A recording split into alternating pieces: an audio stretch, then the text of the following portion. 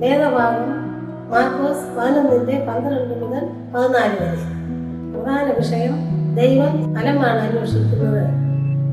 ഒരു കമ്പനിയിൽ ജോലി ചെയ്യുന്ന സമർത്ഥനായ ഒരാൾ ഉണ്ടായിരുന്നു.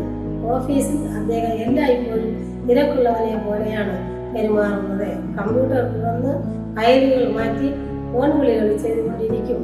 സഹപ്രവർത്തകർക്ക് അവൻ വളരെ പരിശ്രമിയാണെന്ന് തോന്നി. പക്ഷേ വർഷാവസാനം വിലയിരുത്തൽ വന്നപ്പോൾ അവന്റെ പ്രവർത്തന ഫലം വളരെ കുറഞ്ഞതായിരുന്നു. മേൽനോട്ടക്കാരൻ പറഞ്ഞു, നീ തിരക്കിലാണ്, പക്ഷേ കമ്പനിക്ക് ഫലപ്രദനല്ല. നിന്റെ പ്രവർത്തനത്തിലൂടെ കൂടുതൽ ലാഭം നൽകി തരാൻ കഴിഞ്ഞില്ല. തിരക്ക് എന്നത് ഫലപ്രാപ്തി അല്ല.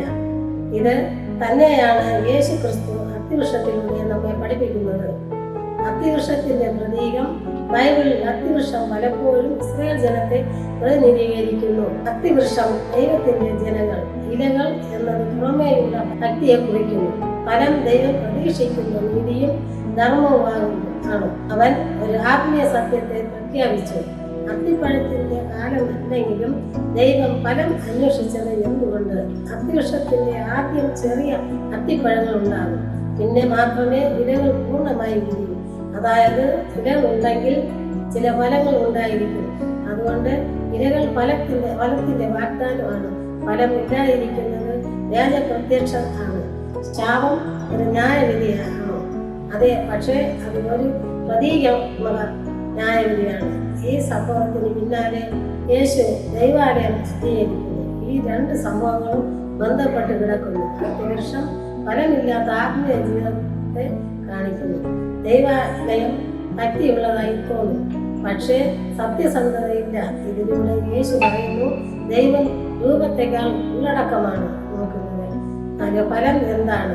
ബൈബിൾ പ്രകാരം ഫലം എന്താണ്? സ്നേഹം, സന്തോഷം, സമാധാനം, ക്ഷമ, ദയ, വിശ്വസ്തത, വിനയം, ആത്മീയ നിയന്ത്രണം എന്നിവയാണ് ഈ ആത്മാവിൽ നിന്നും വളരേണ്ടത് ആണ്.